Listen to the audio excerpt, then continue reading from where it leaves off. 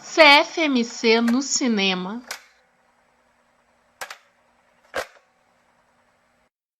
Who are you? Bond, James Bond.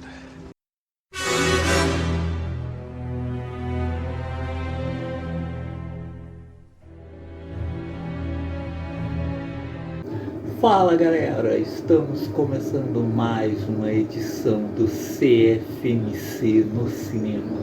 Conversa fiada matou carambola no cinema. Um podcast do site Cultura Pop.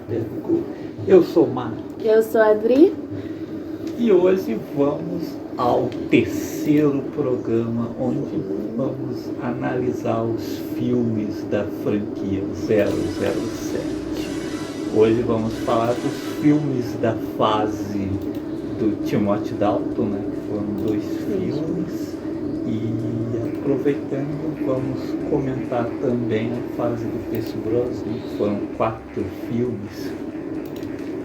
Juntos foram um filme a menos que o Brosnan. O jogo ficou para sempre. I'm reporting to M that you deliberately missed. Your orders were to kill that sniper. Stuff my orders. I only kill professionals. The girl didn't know one end of a rifle from the other. Go ahead, tell him what you want. If he fires me, I'll thank him for it. Whoever she was must have scared the living daylights out of her.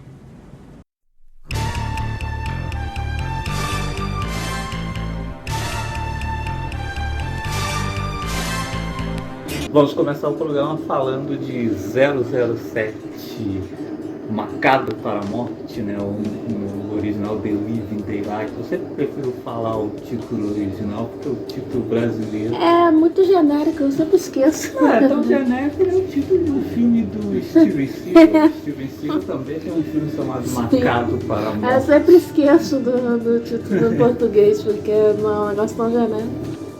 Depois que você passa pela fase, né, toda a fase do Roger Moore, nossa, assim, o Marcado para a Morte é uma libertação.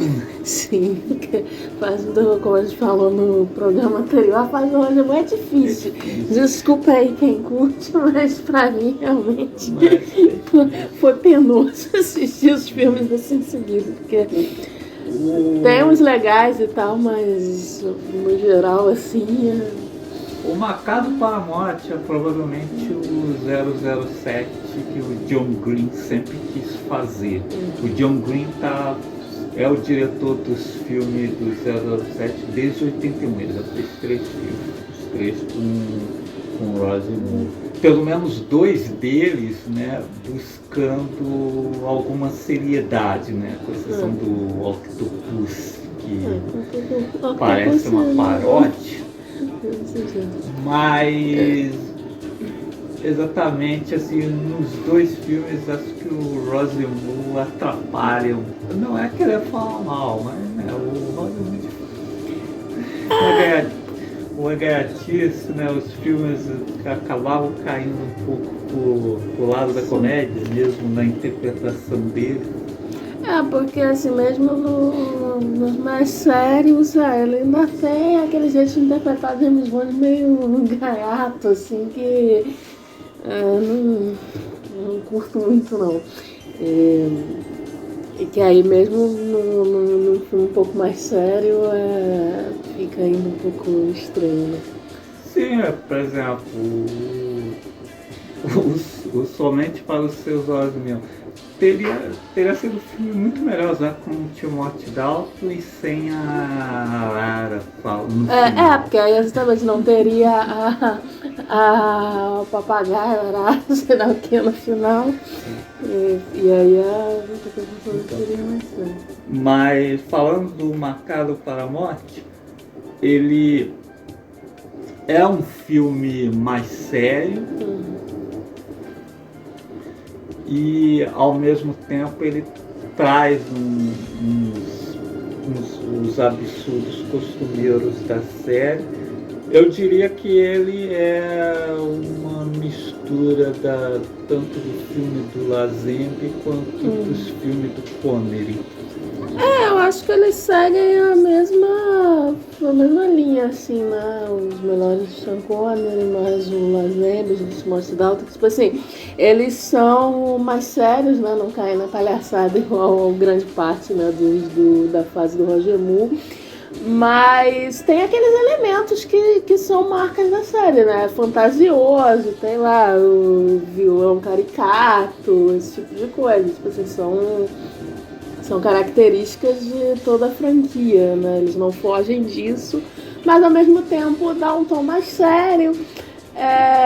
No caso do Lazenby e desses do Timothy Dalton, tenta dar umas nuances a mais ao personagem, né? O 007, não é só o agente fodão, né?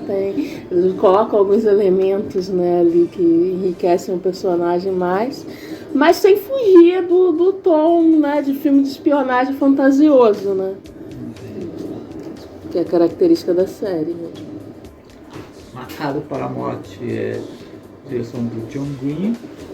Novamente no roteiro temos o veterano Rodman Ball, que roteiriza desde os filmes lá do Connery, mas acompanhado do Michael J. Wilson. O filme também é o último que tem trilha do John Barry. E quanto ao Timothy Dalton, assim, eu diria que ele foi o melhor ator a interpretar os 007. Eu acho que... Assim, em termos dramáticos. Eu acho que assim, todo mundo pode ter aí seu James Bond favorito, e, enfim, por diferentes razões, né? Mas eu acho que, tecnicamente, né, falando assim, de atuação, tecnicamente, não tem como negar que o Timothy Dalton foi o melhor ator que interpretou o James Bond, né? Você percebe isso muito claramente, né? Nas nuances que ele consegue dar, uma coisa, especialmente no segundo, que eu acho que até tem mais cenas dramáticas, né, no segundo filme, a gente vai chegar lá, mas desde os primeiros, tipo assim, ele já consegue dar umas nuances, né, com, né, coisa da, né, acho que é o ator mais expressivo e tal, que interpretou James Bond, né. Não queremos dizer que os outros são ruins, só pra ficar claro. Quase, em termos de atuação, que assim, o Dalton é quase shakespeariano. Ele tem Sim, ele tem um background bem grande em teatro, né? Antes dele fazer o James Bond, ele já tinha, assim, uma carreira bem respeitada em teatro, né? Então, até da família dele, né? A mãe dele é uma atriz bem também respeitada no teatro inglês, né? Então já tem um background de coisa, né? Então realmente. Aliás, corre uma lenda, né, de que lá dos anos 60 avisavam ele. Você encontra essa parada aí pelo IMDB, Wikipédia, coisa e tal, mas, né, eu nunca vi nenhuma fonte realmente que eu fiquei, sabe, na IMDB, Wikipédia, tipo, pode ser editado, né, eu não encontrei, assim, nenhuma fonte mais confiável, né, que fala que já na época ali do A Serviço de Sua Majestade, ele chegou a ser cogitado, mas aí alguns dos produtores não quiseram, porque ele era muito novo.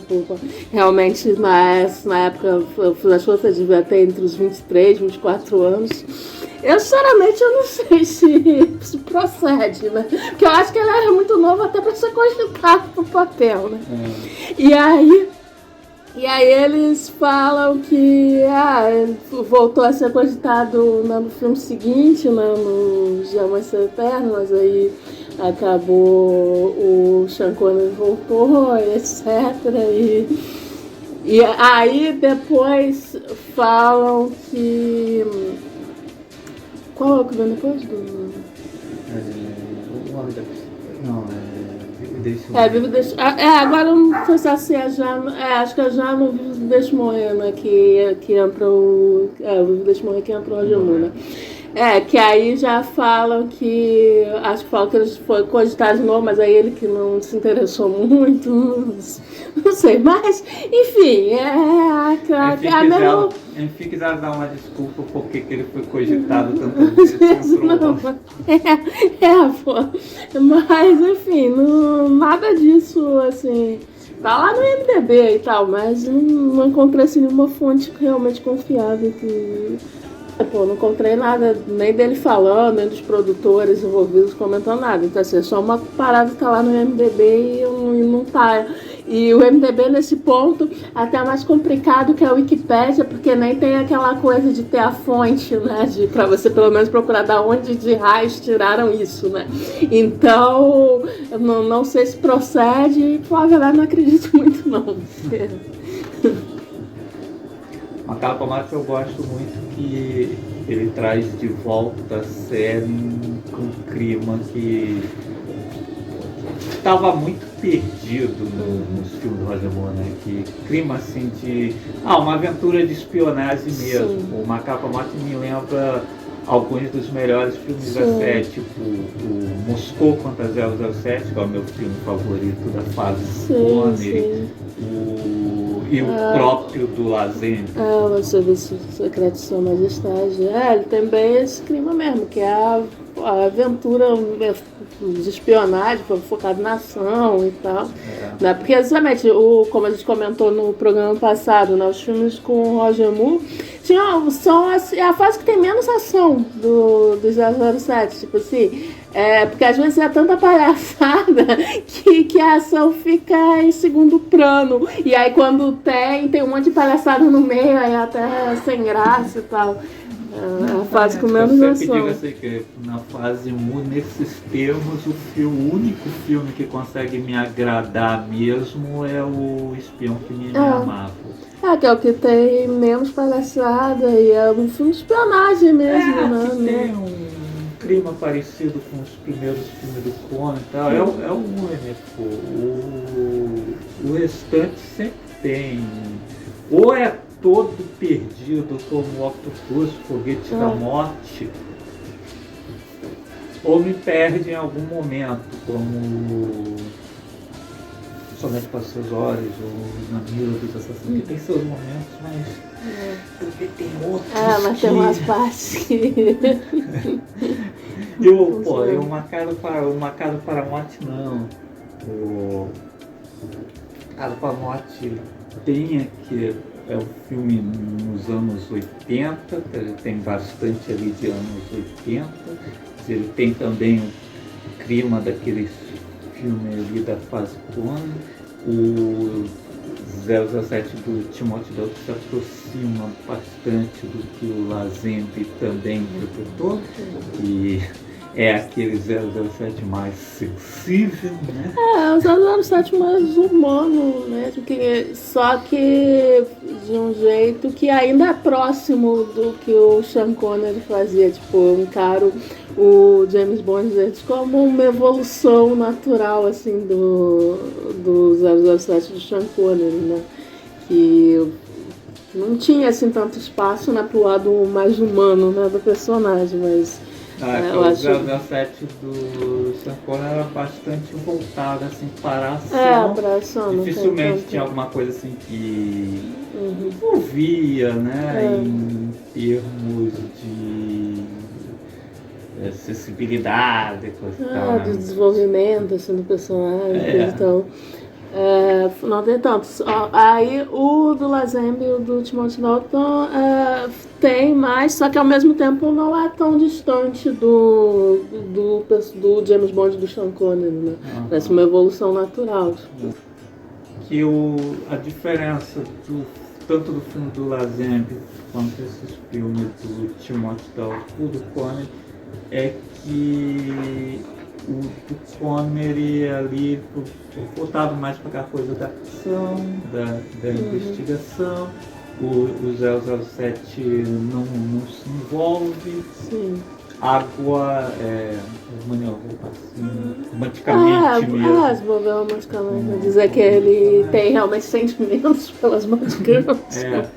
O Zal, esse aqui do Tomate dela, são como... E também você não vê ele assim, tipo, em algum momento perdeu o controle, você não vê o James Bond com raiva, né, frustrado, qualquer coisa do tipo, né? Qualquer emoção assim, mais complexa. Não sei como eu fazer, nem tem aquela coisa de o James Bond é que corre perigo, né? Perigo de mal, que o primeiro filme que vai mostrar o Bond sentindo algo parecido é o Serviço Secreto do Sua Majestade. Exatamente. E isso volta aqui no Marcado para a Morte. Sem falar que ele traz outra coisa também do filme do Lazenby, é que até os filmes do Connery, né? Você não tinha assim as Bond Girls desenvolvidas como personagens assim. Ela até várias o Sean Connery é o que tem mais Bond Girls, né? Porque por filme, eu acho, pelo menos na maioria. Talvez ele peca com o Roger Moore, né? Teve 7 filmes. O Roger Moore, nos filmes do Roger Moore tinha. Às vezes umas que aparecem em ponta e tal. Assim, sabe? Mas o do Sean Connery já tinha bastante, assim, que umas que a gente até comentou, né? Que às vezes acontece do personagem sair de ter uma Bond Girl que aí sai no meio só pra vir outra, assim, e é só pra contar número, porque tipo, podia manter a mesma do igual no Só Se Vive Duas Vezes, tipo assim, podia ser a mesma o filme inteiro, mas eles matam e aí vem outra que tipo assim, é fazer a mesma coisa, mas que inventam outro personagem que não sabe, só pra contar número mesmo. Mas exatamente, aí não tem essa coisa de ele se envolver realmente, né?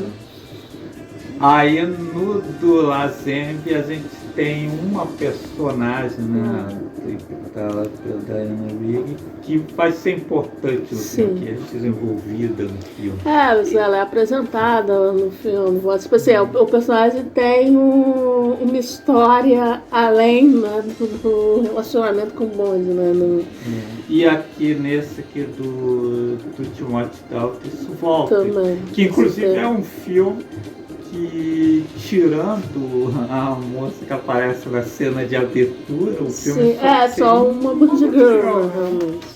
Tem uma Bond Girl. Tem, assim, não tem outra. Porque aí, né, já entra também naquela época, nos anos 80, né, a AIDS também, muita gente nota uma redução, que até do Roger Moore também, nos últimos filmes vai reduzindo um pouquinho também, né, tem a impressão também, diminui um pouquinho o número, ainda tem mais do que não chega a ter uma por filme, mas se reduz um pouco, reduz um pouco também. Mas reduz um pouco o número de Bond Girls, acho que é por conta da questão da AIDS e tal, né?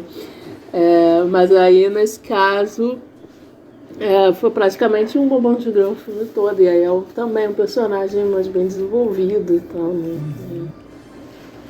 É um Marcado para a Morte com o Timothy Dalton, porque finalmente a gente pode ver de novo, né, o Bond correr, pular, que a gente não estava podendo ver. Aí o bullying com os idosos. Não podia estar vendo nos últimos filmes com o Roger Moore, né?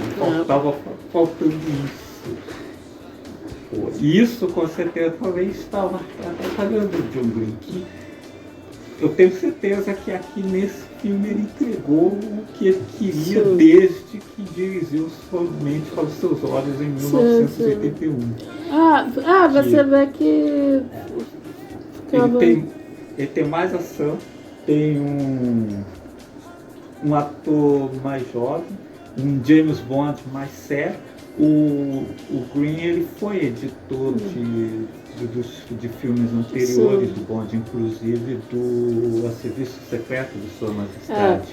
Então provavelmente ali era o que ele queria colocar nos filmes desde o começo, só que ele ainda pegou a fase final. Tanto que ele é o único que relembra, né, a morte da Condessa, né, nos do Roger Moore mesmo, que, né, ele chega a mencionar do Roger Moore acontece 2 vezes, né? Que chega a ser mencionado no Espião que Me Amava.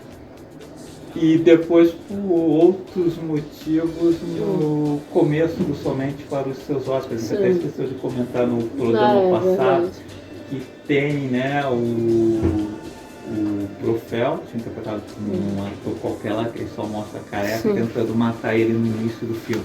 E que aquilo ali, na verdade, foi incluído por causa, né, tem aquele autor que teve aquelas brigas por plágio ali na época do Thunderball. Então acontece que ele reclamava para si que ele era o criador da Spectre, né? E isso aí podia dar uns rolos. Então aquilo ali foi meio que uma resposta a ele, o Bond matou o Brocadilho. Tanto que realmente durante a fase Rosemont o Spectre não foi se fala em esquecido. Spectre, né? Só vai voltar agora Só no filme voltou do nos Craig. filmes do Daniel Craig. Que na época do... até ali o último do Conan, os Diamantes São Eternos. Sim, ainda era Spectre. Os filmes todos tinham Spectre.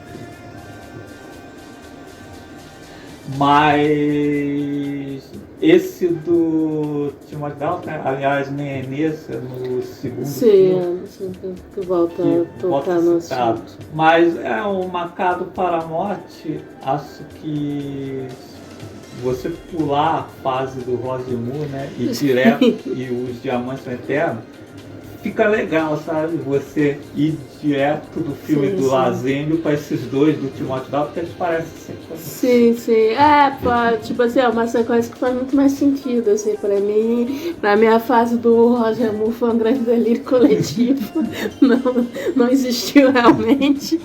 A gente pode fazer isso. Inclusive, agora a gente já fez o podcast mesmo, agora as próximas vezes que eu for rever a série, eu vou pular a fase. Agora, depois assim que eu revi os filmes desse podcast, provavelmente alguns foi a última. Não, tem uns ali do... Na fase do Sean Connery mesmo, já tem aqueles 2 últimos ali que eu também não faço questão. Você vive 2 vezes Diamantes São Eternos. Também não faço questão. E aí do Roger Moore também, na maioria ali, eu também não faço questão de ver de novo. Poxa, filme de 007 que eu queria ser. Os 4 primeiros do Connery, o do Lazenby, os 2 do Timothy Dalton. Aí a fase do Brosnan, do Tony Brosnan. Aliás, vendo assim a fase do Brosnan, talvez eu goste mais do que deveria até. Sim. Agora, assim, a fase do... acho que só os filmes que me amavam mesmo. Porque mesmo Somente para os Seus Olhos e o Na Mira dos Assassinos, que eu até gosto de umas coisas, mas tem umas coisas que eu não gosto, então sei lá, não é um filme redondinho, né? Aí... sei lá, são filmes bem distantes do que eu gosto de 007, que é o que está nos 4 primeiros do Connery, no Serviço Secreto de Sua Majestade, nesse Estudal. Sim. São assim. Pra melhor. Pra mim, o que eu gosto de James Bond está nesses filmes. Que é que é o tom mais sério, né? Sem deixar de ser a história de espionagem fantasiosa e tal, com muita ação e tal, mas com um tom mais sério, né? Eu gosto do estilo dos 4 primeiros do Connery, a espionagem, ação, quando ele está em sua melhor forma. Sim. Aí o do Lazenby, do Timothy Dalton, já traz outras coisas que eu gosto mais, que mais desenvolvimento do personagem, algumas características românticas. Sim. Que eu gosto. Enriquece o personagem, aí traz essa questão, como a gente está falando, de um Bond Girl mais desenvolvido e tal, que não é só uma peça decorativa do filme, ou uma acompanhante, como nos filmes do Roger Moore. Algumas ela, sei lá, eles falam que ela é agente, mas parece que é acompanhante.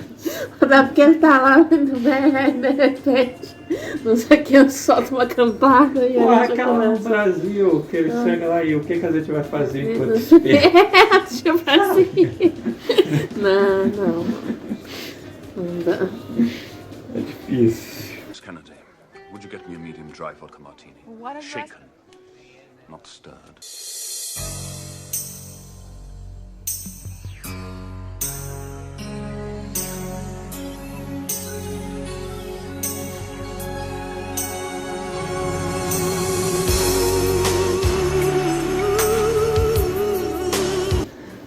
Mas então vamos para o segundo filme da fase do Tio Anselmo, que é o meu favorito. Sim. Eu gosto muito do Marcado para a Morte, mas o Permissão para Matar é o meu favorito. É ainda melhor. Novamente dirigido pelo John Green. É o último filme roteirizado pelo Richard Menbaum, que vai falecer em 1991. E é o meu filme favorito, que, para começar, é um 007 meio... Aqui é filme de ação dos anos 80 mesmo, né? Sim. Eles trazem o 007 dos anos 80 mesmo. O filme tem um clima máquina mortífera, duro de matar. Isso que eu acho legal você ver, e por isso que eu acho também a fase do Roger Moore meio solta na cronologia, porque assim, você pegar a fase ali do Sean Connery, Lazenby, e aí pega a fase do Timothy Dalton, a fase do Pierce Brosnan, e aí do Daniel Craig agora, você vê as mudanças na linguagem assim, do filme de ação, né? Todos eles são focados na ação, mas um pouco diferente porque vai acompanhando a linguagem da época, né? Esse segundo com o Timothy Dalton é total ali, o filme de ação ali dos anos 80. Bom, o 007 para mim nos anos 70 teria sido perfeito se tivesse levado as tramas de espionagem e ação, mas seguido o clima daqueles filmes dos anos 70. Dos filmes policiados. Operação França. Bullet, né? Clima desses filmes aí. Mas infelizmente eles foram para o caminho ali do camp, né? Psicodélico, assim. Também tinha na época, mas... Os 007 seguem um rumo assim mais santequimpá. Aí ia ser foda, pô. Mas não, né? Foi pelo caminho da série do Batman. Sim. Eles ali nos anos 70, eles levavam para esse caminho assim, de 100% escapismo, né? Humor e tal, que indo exatamente passando longe aí desse... passando longe do filme policial de ação dos anos 70. Que nossa, porra, a gente tem filmes policiais, Operação França. Pô, esqueça o nome daquele com Roy Scheider, Seven Ups. Podia ter seguido por esse caminho, assim, mas, infelizmente, eles apostaram na palhaçada. Às vezes até literalmente. Sim, né? Esse palhaço, sabe? Mas voltando aqui ao Permissão para Matar. Eu não falo à toa o clima de máquina mortífera de matar, que para começar a trilha sonora aqui é do saudoso Michael Kamen, que fez a trilha desses filmes, né? Tá comando ali nos anos 80. E a trama é de um filme de ação dos anos 80, né? O Bond vai vingar o melhor amigo. Sim, que é a coisa mais ação dos anos 80. Que é até interessante, né? O filme que se chama Permissão para Matar é o filme que ele faz exatamente sem a licença, né? Para matar. Exatamente, ele é retirado e afastado aí do... o amigo dele, no começo ele e o amigo Felix Leiter capturam, né, um traficante de drogas, né, cefão das drogas, e esse cefão escapa, né, como em qualquer filme da época, nos filmes do Chuck Norris, o Comando Delta 2, Conexão Colômbia é assim, o cara escapa e claro, vai querer vingança, né? Vai se vingar. Então ele joga lá o Felix Leiter os tubarões,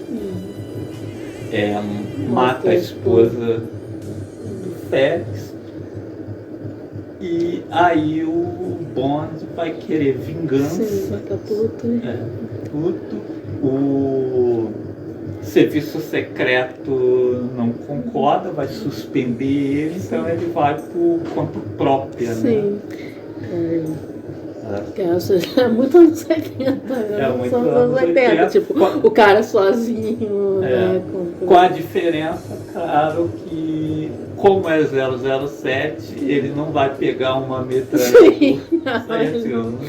mas foi como... né? Ele vai bolar jogadas lá, uma identidade falsa, vai embromar os caras, jogar um contra o outro, né? Se fosse na fase Pierce Brosnan, talvez ele chegasse com uma talvez ele tivesse uma metralhadora, que o do Pierce Brosnan é mais massa velha. 007 massa velha. Então, outra diferença do Permissão para Matar para filmes de ação dos anos 80 é que o James Bond é vivido pelo Timothy Dalton, então é um senhor. Não é. Então ganha uma dimensões, né, uma profundidade, né, na história, tem um desenvolvimento, né. Exatamente como eu estava falando aí, nesse filme até, né, tem mais espaço, né, para esse lado dramático e tal do que do anterior.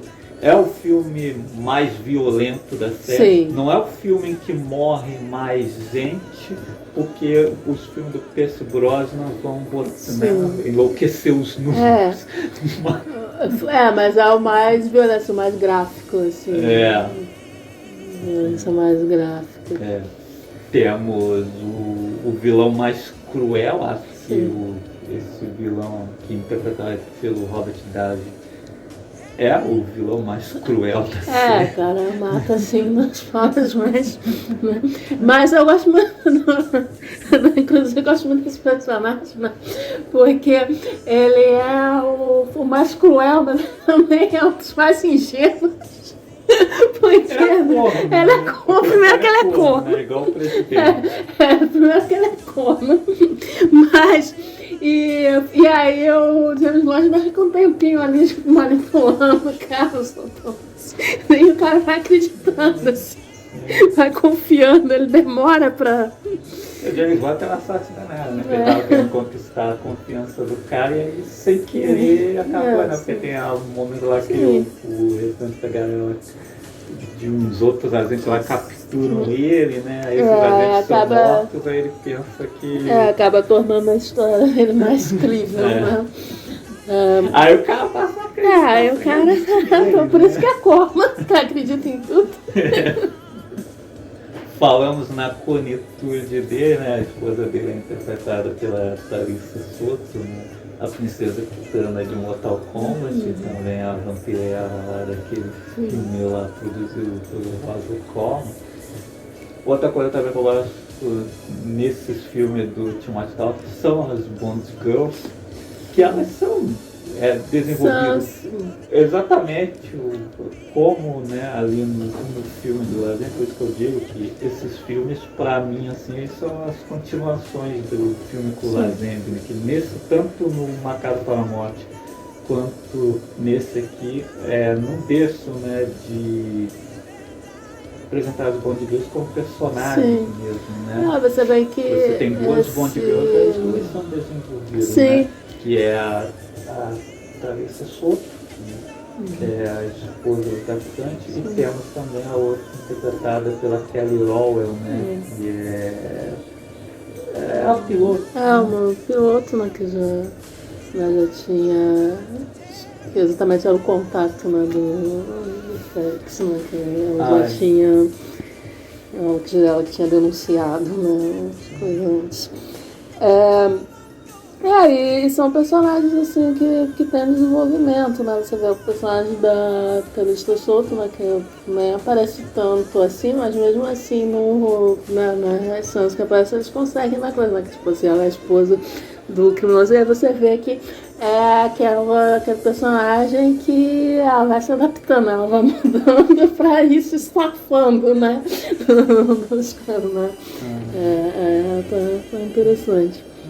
O que eu digo assim, né, é que você tem duas modelos e nenhuma das duas, né, está à toa no filme, sim, né? exatamente.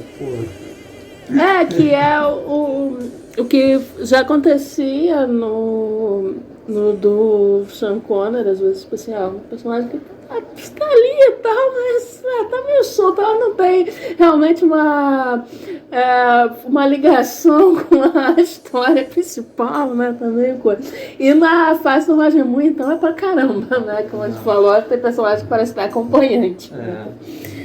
E na volta, na fase do também, na fase do Percy Brosnan também tem do Percy Brosnan tem algumas que são mais desenvolvidas, mas tem outras que meio que estão soltas ali na trama, só porque tá ali mesmo. Né? Sim, tem até alguns que mereciam um desenvolvimento melhor. Bom, e outra coisa que eu gosto de Permissão para Matar é as cenas de ação, que são bastante filme dos anos 80, a sequência final, que é aquela perseguição de caminhões, é uma das melhores da série, né? O James Bond lá, né, com o caminhão andando sobre duas rodas. Mas isso é tranquilo, que já me aconteceu no ônibus uma vez. O ônibus ficou em duas rodas, então é uma coisa totalmente possível. Uma curiosidade é que no Permissão para Matar a gente tem o Benício Del Toro. Sim, Benício Del Toro fazendo capanga lá, o primo e capanga do traficante. Mas você está falando da ação dos anos 80, e tanto é que acho que é o filme que o James Bond termina mais fudido, sim, mais machucado, sim, né? Termina bem ao estilo... Que é a cara dos filmes dos anos 80, né? Porque... Sim, que antes, né, de qualquer filme, o James Bond termina bem... inteiro. Nesse aqui ele termina destruído, né?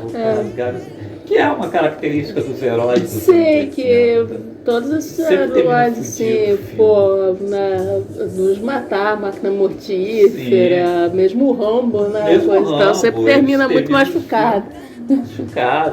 Schwarzenegger em Comando para Matar. Ninguém sai assim ileso, né? Não, sai cheio de sangue, mesmo que o sangue não seja dele. Sempre, pô. No Máquina Mortífera 2, o personagem do Mel Gibson termina sob uma saraivada de balas. Que até falam, né, que se era para ele ter morrido no final, né? Só que é claro, pediu outras continuações. Eles não são burros. E esse é o filme que o James Bond termina. É igual o Rambo também, né? Que o Rambo também no livro era pra ter morrido. Mas aí nos filmes os caras já foram espertos, matou, né? E aí deu pra fazer a continuação. Então, esse aqui é o filme do James Bond termina mesmo sujo de sangue, detonado mesmo. Tem outro na série que ele termina. Sim. Esqueci de comentar. Claro que depois ele vai tomar um banho, tá arrumado. Sim, mas aí toma um banho. Vai tomar um banho, né? E aí estava esquecendo de comentar, né, que além, né, de aprofundar o Bond também, esse filme também aprofunda até outros personagens, né, como o Queen, né? Nos outros filmes é sempre, só um velhinho, né, simpático que dá os apetrechos lá do James Bond, né? Mas aí meio que dá um enfoque assim na relação deles, né? Afinal ele sai lá contra a vontade também lá né, do serviço secreto, ele vai lá ajudar e tal, levar umas coisas lá, provavelmente coisas que dava para levar escondido, né? Ele vai lá com sua malinha. Eu acho muito interessante. Assim, Cara, eu lamento muito a fase do Timóteo Dalton ter sido só esses dois foi filmes. uma pena ter sido só 2. Uma pena. Uma pena, porque eu gosto bastante desses 2 filmes. E exatamente das relações que eles estavam estabelecendo entre os personagens. Tínhamos uma nova Moni Penny. Sim. A atriz também era bem legal como a anterior, a atriz original, né, que interpretou até ali em 1985 no último do Roger Moore. E depois ali no Espaço da Alta, os dois também conseguiram reproduzir legal a coisa ali da fase a dinâmica química ali do... que depois também não vai se repetir nos filmes do Percy Não. Brosnan. Esse negócio do James Bond e a Moni Penny, eu acho que funciona muito bem ali na fase de Sean Connery. Com o Roger Moore já não acho que funciona, eles não têm a mesma química e tal. Não. Sabe, às vezes soava até como, tipo assim, como se eu estivesse zombando dela e tal, não. Coisa que. Nos filmes do Percy Brosnan também não funciona, não funciona. Não parece assim, porque no do Sean Connery e no do Timothy Dalton, parece que eles estão fretando, mas ambos sabem que não vai dar nada, porque eles trabalham junto e tal. Mas com o Roger Moore também, com o Percy Brosnan, fica uma coisa, você parece que tá zombando, né? Tipo assim, eu nunca teria nada com você, assim, eu tô tirando outra pra cara, sabe? Não curto não, pra mim não funciona do mesmo jeito não. Acho que porque não tem química e tal. Que na do Conner do Dalton ali parece assim, é trabalho, né? Trabalho, aí os dois sabem que não vai dar em nada, né? E tal, não coisa, aí fica só naquele fretezinho. A interação entre os personagens, quanto na ação, que eu gostava, que uma mistura ali da década de 80 com elementos já estabelecidos ali na fase do Sean Connery e do Lazenby, que não vão voltar nos filmes mais pra frente.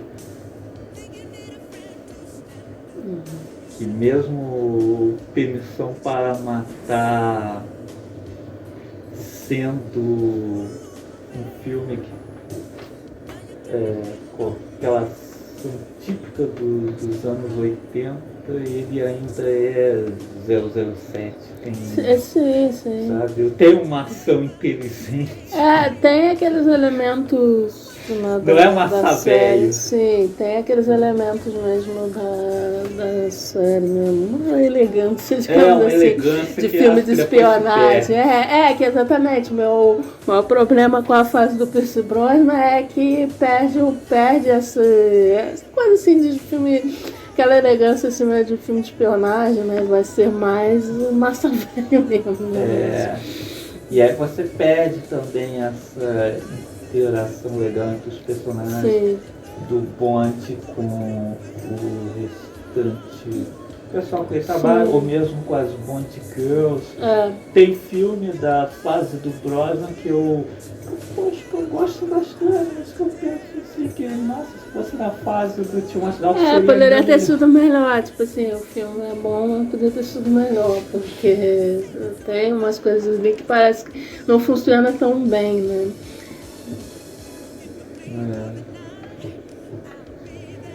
Bom. E aí é engraçado, né? Porque tanto do Timothy Dalton quanto do Lazenby, né? Como eles fizeram menos filmes, né? O Lazenby fez só um, o Timothy Dalton fez só 2, aí sempre rolava aquelas lendas, né? De que ninguém gostou dois filmes, não sei o que, aí foram demitidos, não sei o que, aí nos dois casos, primeiro que, né, a franquia de James Bond nunca teve um fracasso, né? Não. Todos os filmes até hoje, até por isso eles estão agora... Teve o que fez mais dinheiro, fez Sei, Mas né? não quer dizer muita coisa, né? Quando a gente lembra que, porra, fazer bilheteria não é sinônimo de qualidade. Não, Por bilheteria... muito tempo, o Foguete da Morte foi o... mas pra mim é o pior filme da franquia, disparado, assim.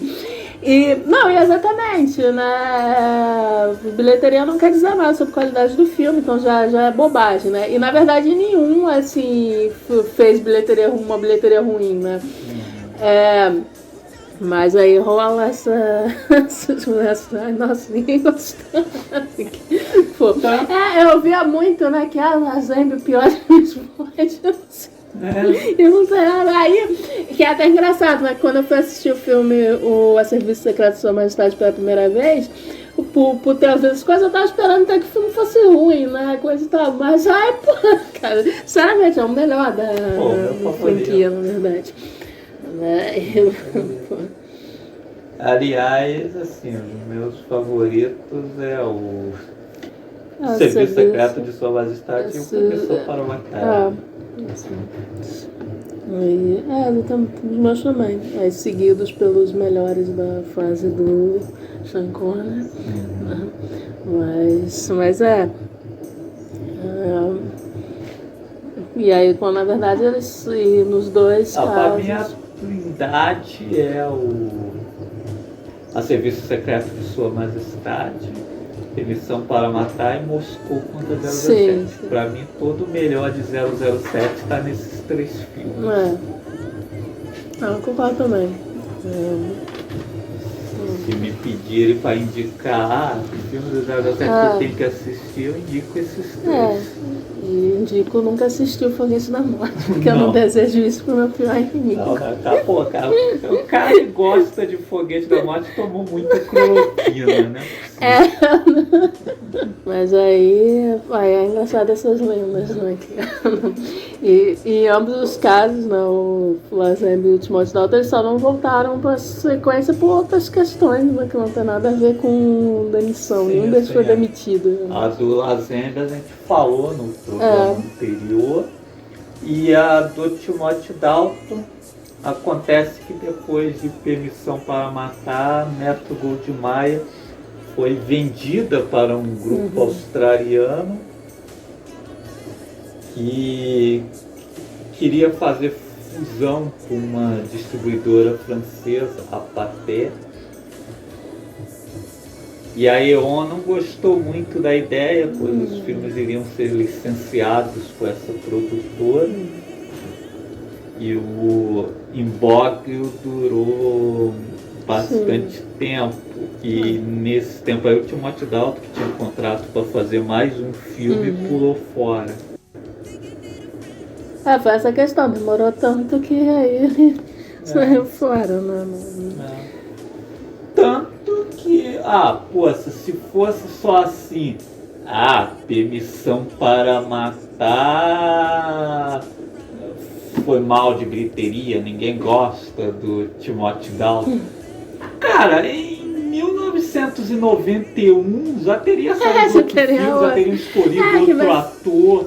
Que tem uma distância grande entre a troca de um ator e outro, nunca demorou tanto tempo assim. Passa um filme dele bom. O Lazenby mesmo, o filme dele saiu em 69, em 71 já trouxeram o Sean Connery de volta, fizeram outro.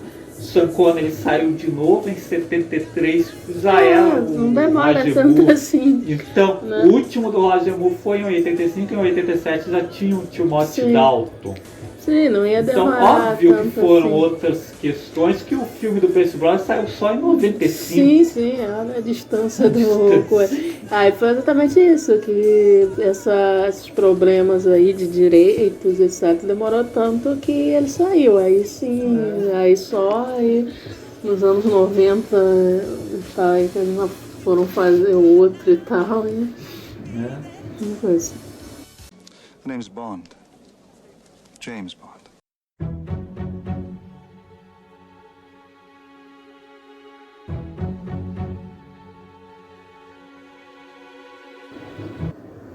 Bom, mas então já que a gente está falando aí do Pierce Brosnan, então vamos para a fase Brosnan, que é a fase massa Sim, velho, a né? fase das explosões. Explosões.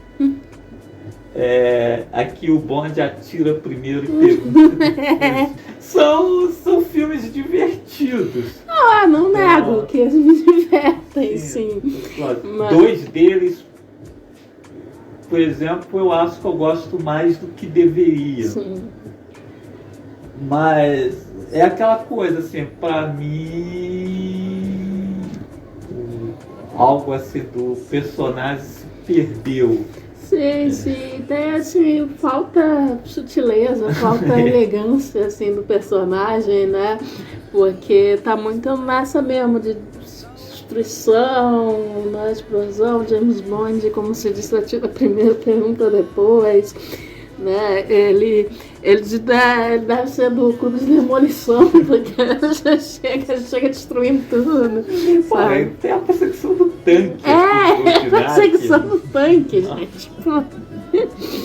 Então, assim, o personagem perde aquele refinamento, né, que tinha nos filmes, em filmes anteriores, né? É bem cinema brucutu mesmo, Sim, assim. Né? É o cinema brucutu. Digamos, né, que o filme é nos anos 90, sim, né? É da fase 90, mas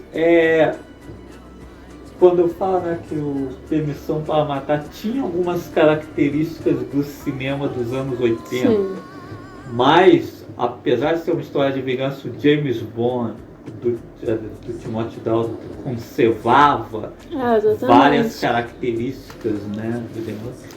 Aqui nos filmes do Festival, ele realmente eu entendo que quando digo assim, um 007 brucutu, é que ele parece mesmo aqueles tipo dos anos 80, né? O Comando para Matar. Sim. O que pega uma metralhadora e sai atirando.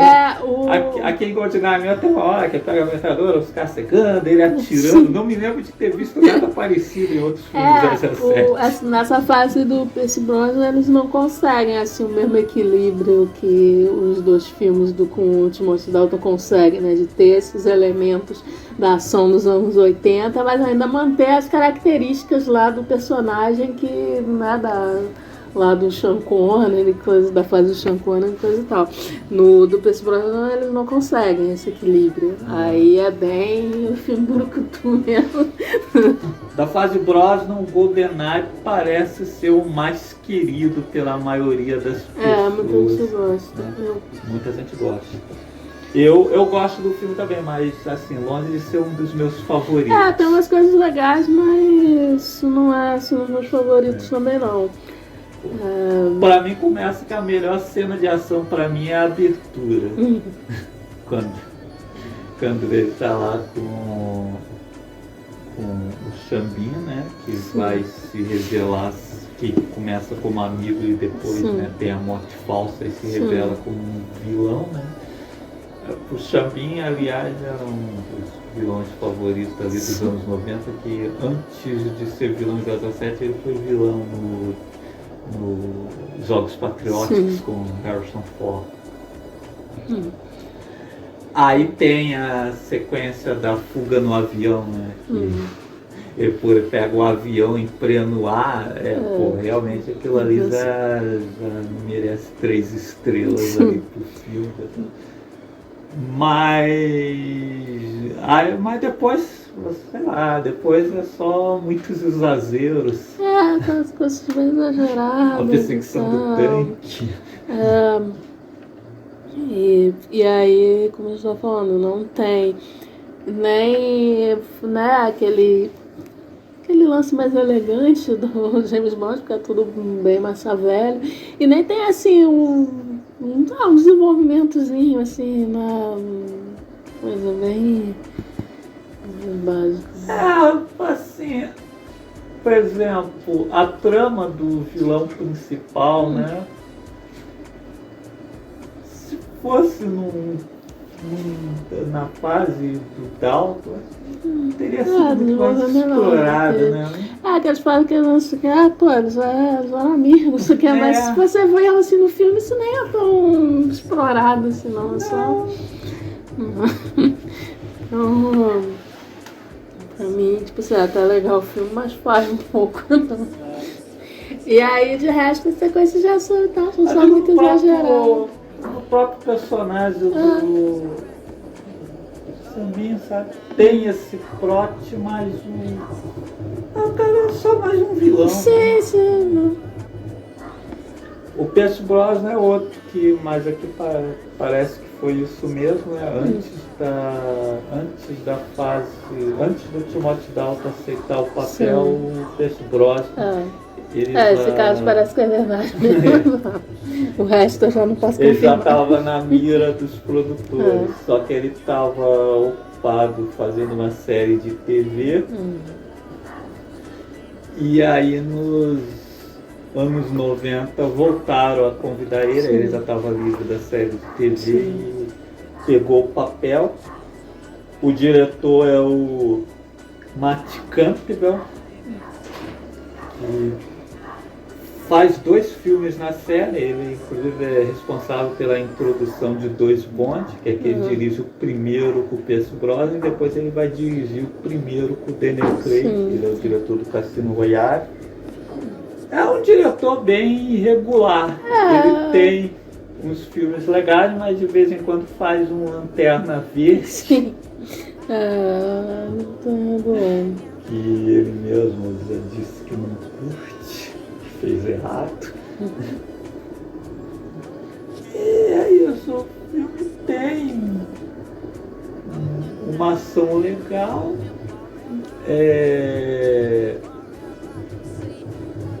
Tem ali o vilão Samir, temos ali também a vilã interpretada pela Famke Janssen, que eu diria assim que é uma personagem que poderia estar na fase do Roger Moore. Sim. Né? Poderia até ter tido um fight entre ela e a personagem da Grace Jones na mesa do Assassino para ver quem ela. Mas forte, né? A Grace Jones suspendia um cara e a Famke Janssen mata os caras com as pernas. Que aliás é uma ideia que no primeiro, no Living Daylights, né, quando eles estão tentando descobrir, né, a identidade lá que é a Bond Girl, né, que atirou lá no cara, eles estão investigando, eles estão olhando lá agentes russas, né, aí passa uma com a mesma habilidade dessa da francesa, que é dar a chave de perna lá nos caras. Eu tô lembrando disso. Sim, um grande nome também de personagem. Mas enfim, é um filme divertido e tal, mas pra mim é só isso mesmo. Aí tem a Bond Girl boazinha também, vira Pés Velhos por Luta, que até os tempos, né? Depois vocês não vão tornar uma personagem, ela tá incluída, né, na história. Ela tá incluída na história. Também, essa fase do Blur é legal, que estamos nos anos 90, embora a Bond Girl, na maioria dos filmes, não seguem a ser personagens como nos filmes do Dalton ou do Lazenby, mas aqui elas não são mais personagens que atrapalham, que o Bond fica carregando de um lado para o outro. Não são também tão decorativas, ou pior ainda, né, atrapalhando, como em alguns casos. Não, elas fazem coisa para ajudar. Elas não são inúteis. Como no caso da moça aqui, que é nerdzinha de computador e tal, né? Não é uma inútil. Que você pode ficar carregando. Que chega uma hora que você fica, não sei nem por que tá carregando ainda. Já não se livrou. 007 contra GoldenEye é um filme divertido. Mas é só, não é assim, um dos meus favoritos da série. Do Campbell mesmo, eu prefiro o Cassino Royale. O Cassino Royale é melhor. Gosto mais do Cassino Royale.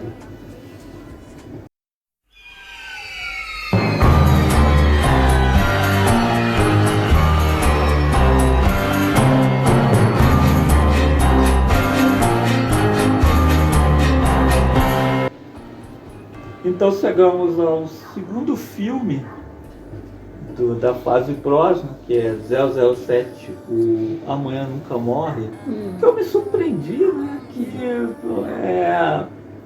esse filme não é tão querido como eu imaginava. Olhando ali É lá engraçado, eu me lembro que na época ele foi mais bem recebido que o GoldenEye. Tu vai entender. Mas no Letterboxd realmente. Só que realmente, assim, eu acho ele melhor que o GoldenEye. Mas, enfim. A galera Eu gosto não mais concorda. dele do que do GoldenEye. Talvez eu goste mais do que deveria, como eu digo. Tipo assim. Porque não tem nada de muito especial e, digamos assim, torna ele memorável para mim, como tem nos outros filmes que eu gosto bastante, seja o Moscou contra 007 ou os dois filmes com Dalton, o filme do Lagan que me envolvem mais, mas eu gosto do Amanhã Nunca Morre porque, assim, na fase massa véia do Brosnan é o que mais faz uma releitura dos primeiros filmes do Bond para os anos 90. Ele tem um criminha legal dos primeiros filmes do Bond. Começa na trilha sonora, que é assinada pelo David Arnold, que toca mais os temas do John Barry, mais do que do John Barry, porque o GoldenEye, a trilha do GoldenEye é do Eric Serra, e colaborador do Luc Besson, né, tanto no Nikita quanto no Profissional. E é uma trilha legal, mas distanciava um pouco do que eu estou acostumado com Bond, algo que nem o Michael Kamen fez. A trilha do Serra não me agrada muito, não. Isso é uma coisa menos James Bond. Aqui na trilha do David Arnold está mais próxima da série original. E a ação aqui no filme, ela me lembra mais os Bonds originais.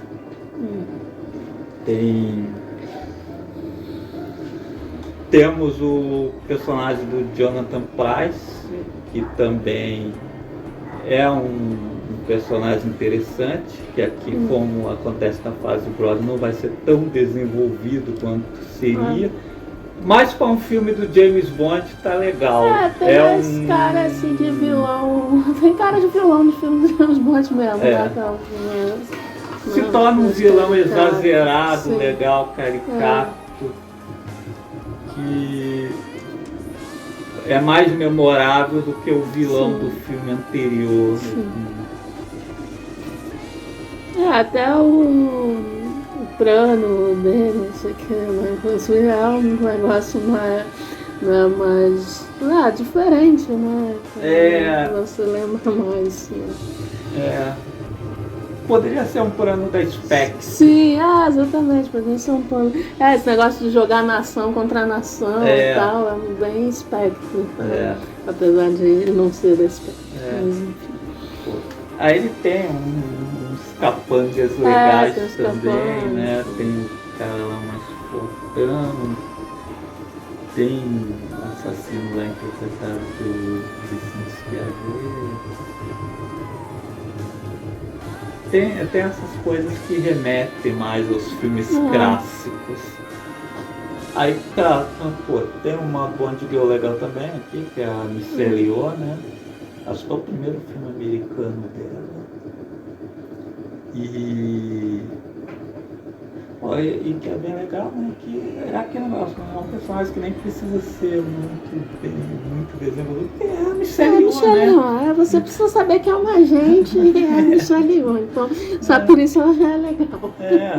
Aí, pô, tem cenas boas de ação pra ela, inclusive tem um momento Hong Kong, filme de Hong Kong lá, né, cara, dessa porrada lá nos chineses lá.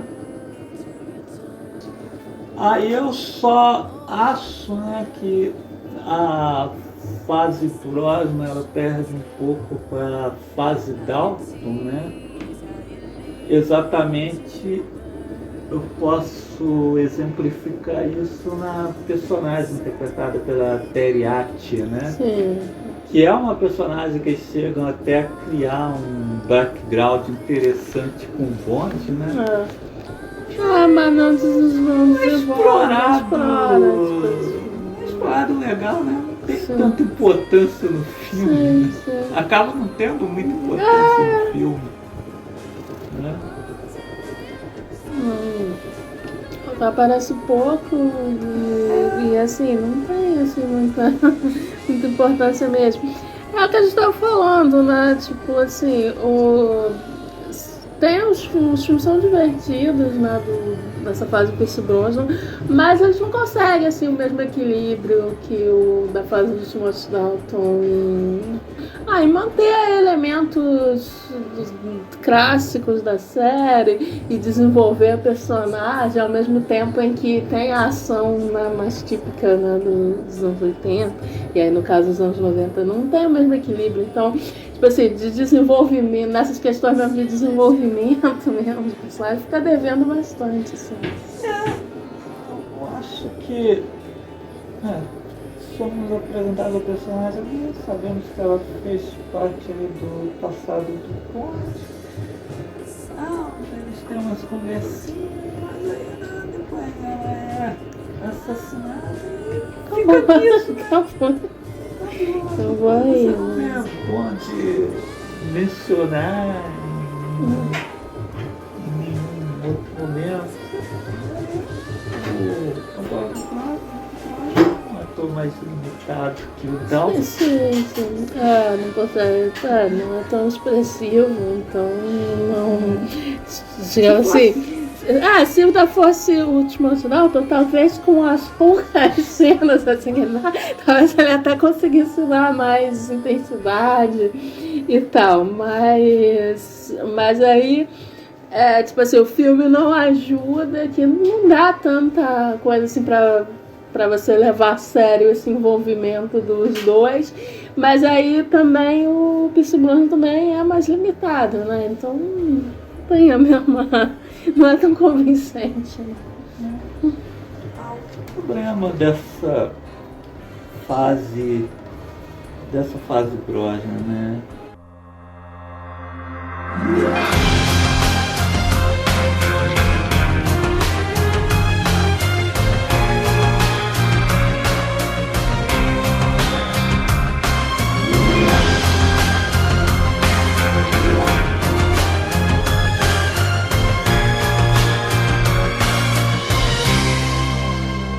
O Mundo Não É o Bastante, que vem depois, também é outro, assim, que assim, na fase Brosnan, eu digo que eu gosto até mais do que deveria, porque é um filme que tem uns lances interessantes, né? Mas que eu me lembro de outras fases poderiam ser melhor explorados, né?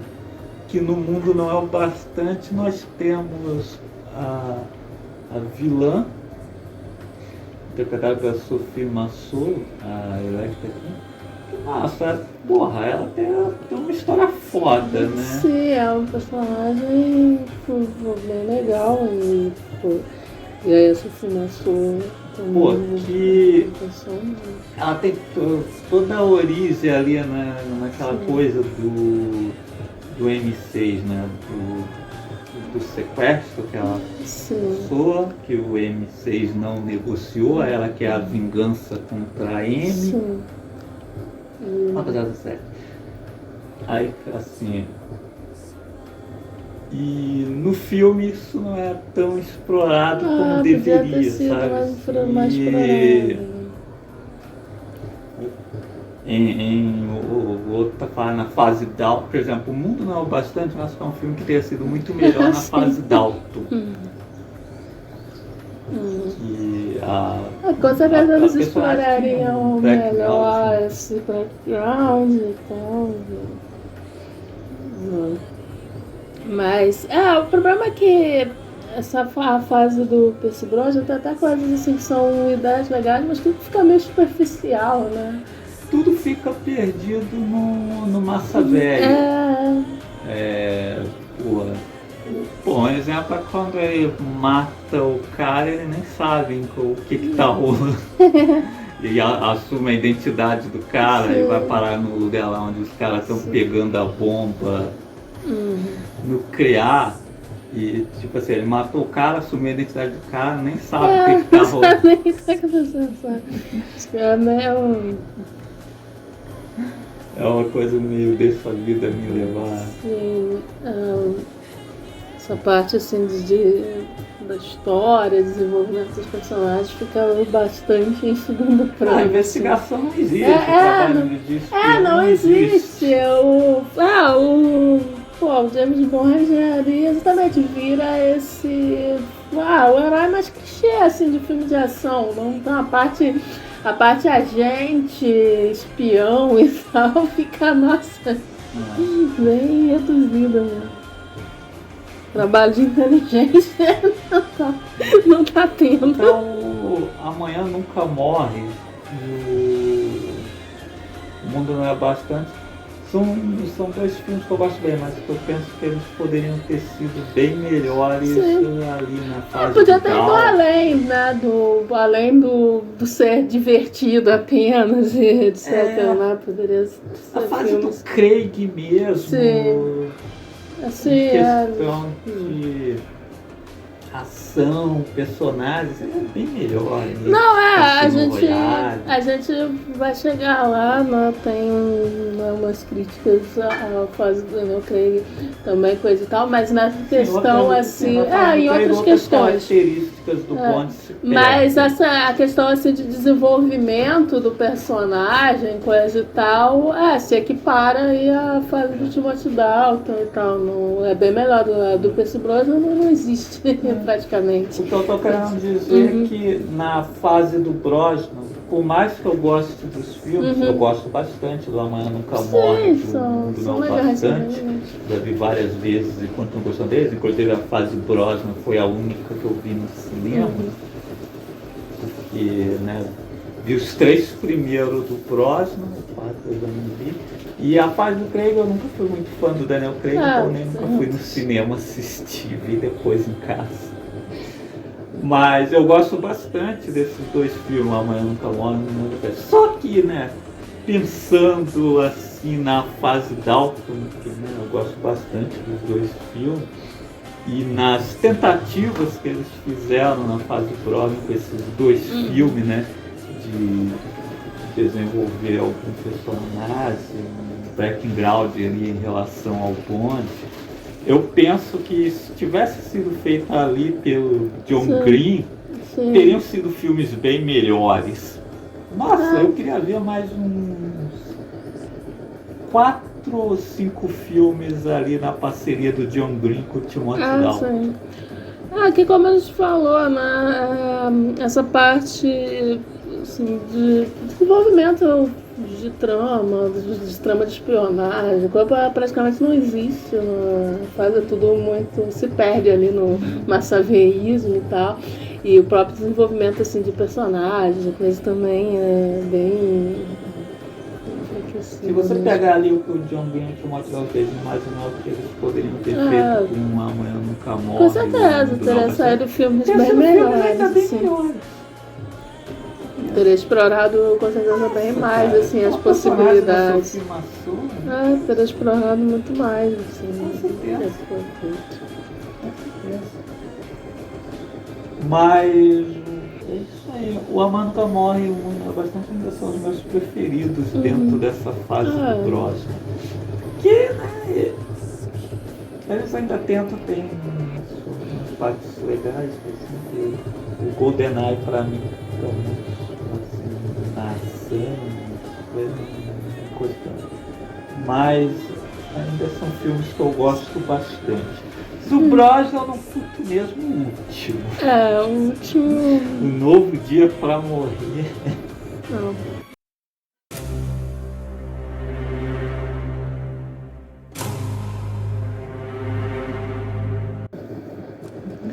A melhor parte de Um Novo Dia pra Morrer é o início. Sim. Tá tocando ali o tema da Madonna e o James Bond sendo torturado, coisa que você nunca viu. Exatamente, eu acho que esse filme ele é fraco, tá, mas ele tem uma das melhores sequências de crédito, né, da série, né, porque não é só os créditos, né, ao mesmo tempo tá rolando esse negócio né, que o Bond foi lá aprisionado lá na Coreia do Norte, aí sendo torturado e tal, que é uma coisa que realmente você nunca vê, que é uma coisa que um agente, né, um espião com certeza seria, né, passível de acontecer e nunca tinha sido mostrado e tal. Mas a pena que é só isso. Eu só acho que, nossa, a segurança da Coreia do Norte é foda pra caramba, porque tantos tempos ninguém nunca conseguiu capturar Bond por tantos tempos. Pô, ele não ia conseguir escapar, ele foi trocado. Sim, ele nem conseguiu escapar. Ele foi trocado por outro cara, porque aí o M6 e o... fizeram a troca porque acharam que ele ia dedurar, que ele tinha aberto o bico. Aí, nossa, a segurança dos caras muito foda. Coreia do Norte realmente fechada pra caramba, que nem James Bond consegue sair dali. Mas é a única parte legal. Mas infelizmente só para por aí mesmo. Não. Para por aí. O resto é assim. Se o GoldenEye a gente já disse que é massa velho e o Amanhã Nunca Morre, apesar de ser massa velho, ainda faz uma releitura da série, ainda tenta aproximar ali dos filmes originais. E o mundo não é o bastante, tenta desenvolver personagens, né? Tem a personagem da Sophie Marceau, tem o personagem do vilão do Robert Carlyle, que também é interessante, né? A relação dos dois até meio que foi copiada pelo Nolan, Batman, Cavaleiro das Trevas e Suzy. No mundo não é bastante, tem umas coisas interessantes, né? Que até esse lance, né, dela ter sido sequestrada, tipo assim, a princípio parece até que ela foi manipulada pelo cara, e aí depois não é bem isso, né? Também. Aí tem uns lances interessantes, né? Sim, são as coisas que me agradam nesses filmes, né? Tanto Amanhã Nunca Morre, com seu vilão, quanto O Mundo Não é o Bastante também, com seus vilões, ainda tem alguma coisa, né? Tentam. O que a gente tá falando, podia até ter sido melhor do que foi, né? Com outra coisa, mas são ainda bons filmes, né? Mas Um Novo Dia pra Morrer, não, né? Um Novo Dia pra Morrer é massa velho. Só um grande corre-corre. Um grande corre-corre o tempo todo, né? Sim, zero desenvolvimento.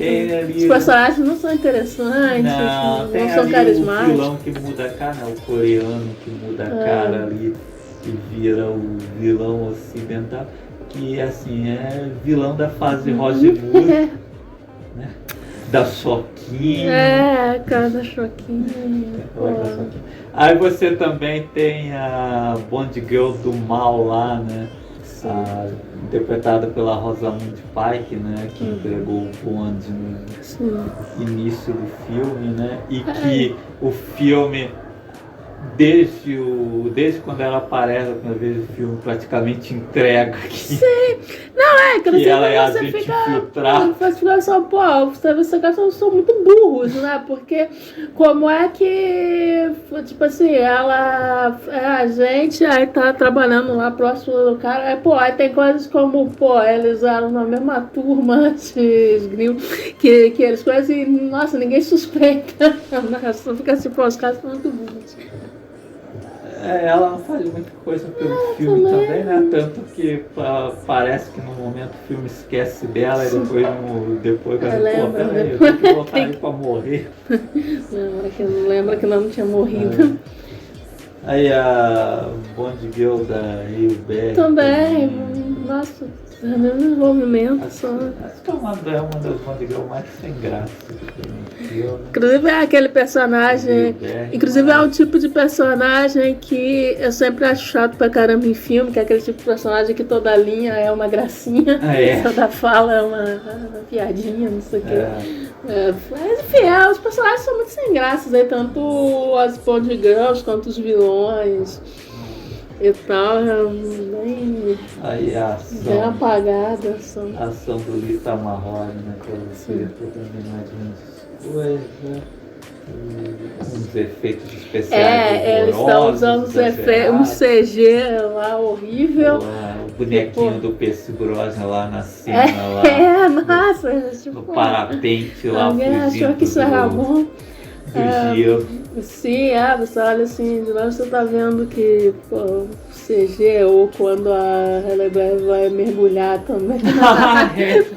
Cada um pedaço de madeira. Muito feio aquilo ali. Desnecessário, né? Porque você vê, você vai se eram cenas que com o efeito prático e tal, uns truques de câmera e tal, você poderia fazer sem uso de CG. Aí, pra que botar esse CG feio pra caramba? Efeitos especiais exagerados são desnecessários em qualquer filme. Felizmente, na fase Craig não tem esse mal. Eles abriram... essa fase acho que tava do Pierce Brosnan nessa época, esse último, né, tava bem na época que tava, CG com essa hashtag que quiseram usar e, Não porque nos 3 anteriores não tem, mas efeito prático, assim. Não tem esse uso pra fazer bonequinho tosco, você não sabe. Não precisa, né? Então, definitivamente, Um Novo Dia pra Morrer não foi uma despedida digna do Pierce Brosnan. Não, é o mais caído, assim, da fase dele, né? Sim. Bom, depois desse aqui a gente já pode terminar. Não tenho mais nada pra falar desse filme. Exatamente, eu tô sem graça que nem tem muito o que dizer, assim, foi realmente uma despedida melancólica aí pro Pierce Brosnan, então.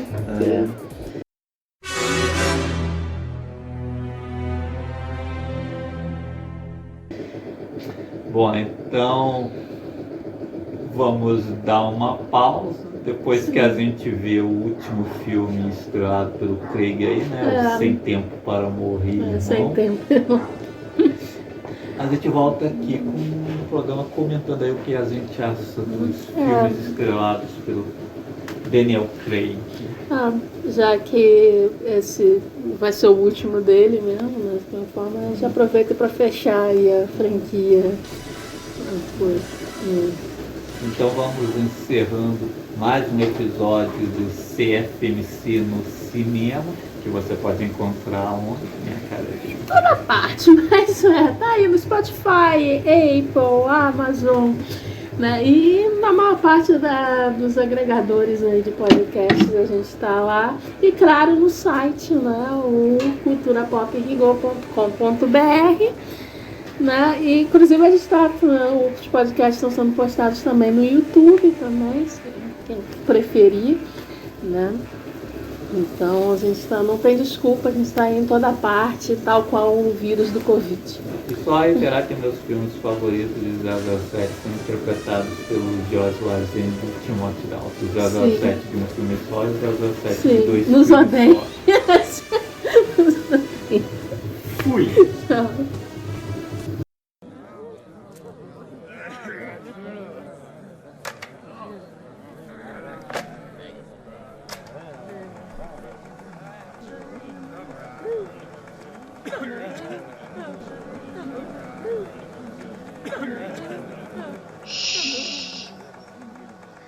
CFMC no cinema.